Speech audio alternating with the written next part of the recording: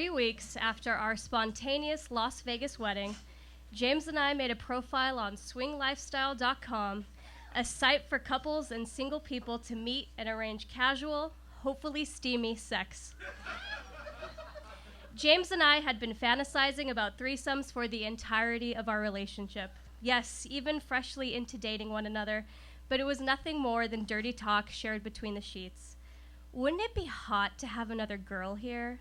Wouldn't it be hot to do that triangle pose we saw in that one porno? We were salivating at all the geometric possibilities. James and I fell in love, fast and hard, fueled by Jose Cuervo and the irresistible pull of the moon. 10 days into our relationship, I wrote in my diary, I'm pretty sure I'm going to marry this man. And a year later, with just 3 weeks' notice, I did. Our families joined us in a little chapel on the Strip for a 5-minute ceremony, followed by a fancy reception at the local buffet. By the end of the night, we ditched our guests to ride the roller coaster at New York, New York, and walk the streets of Las Vegas, arrogant and drunk in love. For us, opening up our relationship after our wedding was the next logical step. James and I built our entire partnership around the pursuit of pleasure, so official vows weren't going to change that. Setting up a profile on Swing Lifestyle was easy. First, we came up with a username that was suitable for both of us. Cowboy and Angel 15 seemed original and cheesy enough for a dating site. Next, we uploaded the most flattering photos of ourselves, duh, and a few not suitable for work ones we took during sexy times.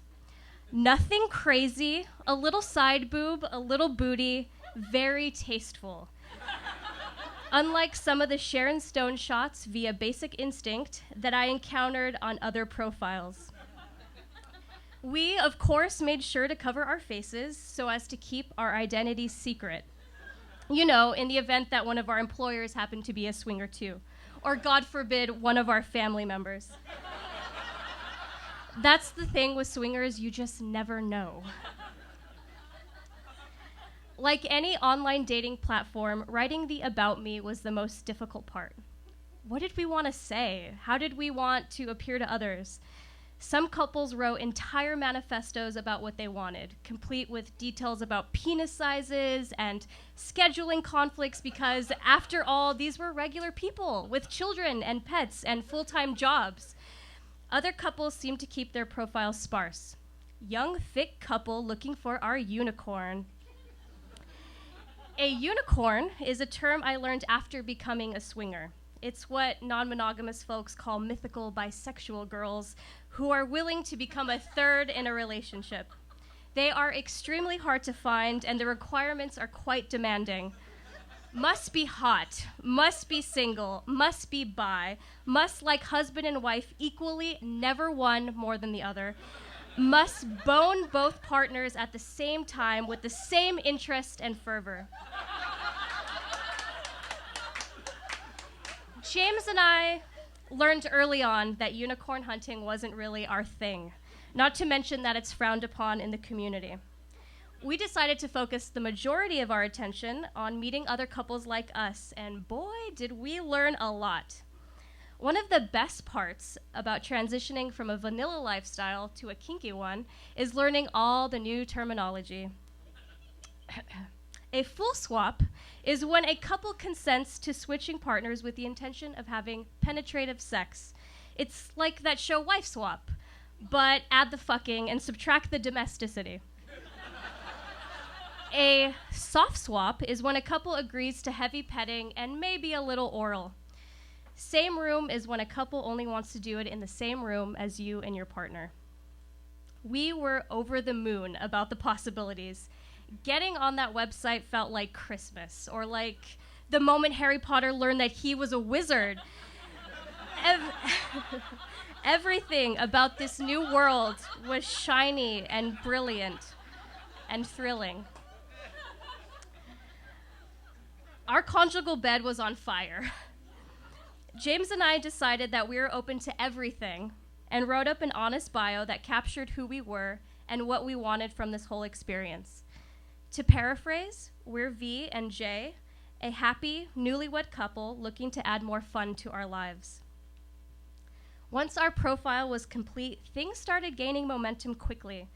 Messages filled our inbox and potential playdates began to line up. The first thing I noticed was a surplus of gorgeous, intelligent women. The problem was that all of their partners were completely lackluster, like conventionally ugly dudes. Disheartened by our online matches, I convinced James to go with me to a local sex club in San Diego as our entry into the world of swinging. Thad's is a mansion built in the 1970s that has had very little remodeling done in the last 50 years. If you get off on 30th and hang a left, you'll find yourself parked in its large dirt lot, complete with security guards and valet. It's a popular place on the weekends, and parties last until sunrise. Inside, there are multiple floors with doors that lead to sex rooms. Some private, some shared, depending on what you're into. These rooms are decked out with king-size beds, swings, ropes, and everything one can imagine in a house that's been turned into a giant playground for naked adults. Women attendees are encouraged to wear lingerie, while men are required to go fully nude. James, accustomed to being naked, had no problem with this rule and proceeded to wrap the glow stick given to him at the door around his cock, neat and tight like a gift bow. The night was an apparition of naked bodies, disco lights, and stuff happening in dark corners that I'd never seen before. I was overwhelmed and intoxicated. Literally, I drank so much wine that I completely forgot how self-conscious I was of my butt dimples and hip dips. I was feeling like a total sex goddess in my JCPenney's baby doll dress. And every proposition thrown my way made me feel stronger as the evening carried on. But despite all the attention, I wasn't ready to hump anyone else but my husband. So I fucked him in front of a dozen people. Right there on the questionably sanitary sofa. Never in my life had I ever had sex in front of other people, but in that moment, it didn't matter. I slipped into a performative role, achieving porn star status. Somehow, my body knew what to do, knew how to respond to eager voyeurs, knew how to artfully toss my head back in sweet, sweet ecstasy. I was basically the most powerful slut alive. And I liked it.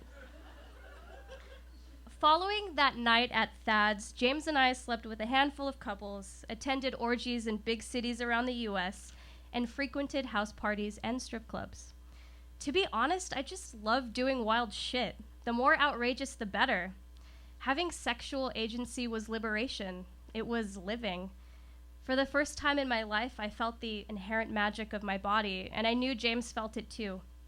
He gave me the space to be the slut I always was, and with him by my side, I was invincible. We were invincible. About a year and a half into our swinger lifestyle, things began growing stale. I wasn't enjoying it like I used to, and neither was James. Most of the time, we couldn't get off and left parties disappointed. There are only so many underwhelming foursomes you can have before you realize casual sex might not be right for you. We met Melissa in the summer of 2017 at a mutual friends gathering. I immediately noticed the chemistry between her and James. The sparkle behind eyes, the way lips stick to teeth from too much smiling. She was young, cute, and curious, and exactly my husband's type. To be fair, she was my type too. Oh my God, we found an actual unicorn in the wild.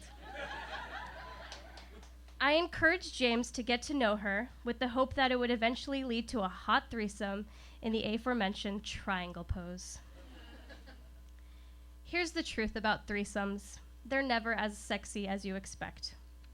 There I am, mid-triangle pose, Melissa's glorious breasts bouncing in my face, when I notice her and James's hands intertwine like two familiar lovers. That's when I have the sudden realization.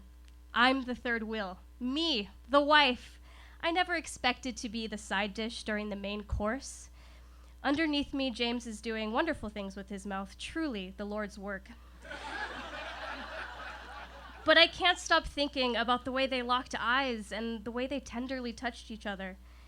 In front of me, Melissa is having a great ride, occasionally leaning over to kiss me sweetly on the lips, but I'm fully checked out. My body is an active participant, but my brain is quickly trying to process this new information without going full existential crisis mode.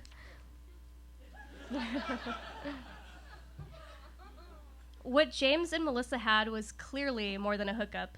It was a real connection, and that was scary as hell. During our foray into the swing lifestyle, we never considered what would happen if one of us were to catch feelings for someone else. Yet, here we were, uncharted territory. After our geometric situation with Melissa, James and I agreed to open our relationship to more than just sex with other people. Maybe it was the lure of the unknown or our commitment to always having fun, but we jumped headfirst into non-monogamy like Thelma and Louise, hand in hand, dust clouding behind us. Our transition into polyamory was organic. There was lots of excitement and fear, research and surrender. Mostly, it was trial by error, and we made a ton of mistakes. Everything from crashing each other's dates to full-blown fights in front of our families. It got ugly. Melissa and James dated a year before they agreed to end things, much to my satisfaction. I wish I could say that our first glimpse into non-monogamy was gratifying and beautiful, but it was mostly messy and confusing. Having a microscopic view of our relationship highlighted all our flaws and everything else we'd been brushing over for years. We eventually crumbled under the built-up resentment and decided it was best to separate. It's been over a year since I moved out, but we're still married and in each other's lives. It's kind of hard to hate someone who's seen you the morning after an orgy, high on Molly with no idea where you left your panties. It's even harder to hate someone who visits your sick grandma and wants to meet your new bae. When I think back to the beginning of our relationship and our lives as swingers, I miss that feeling of being invincible, of knowing that no matter what came our way, we'd tackle it together. Sex with other people showed us that we were just as vulnerable and human as everyone else. Vanessa Zarate!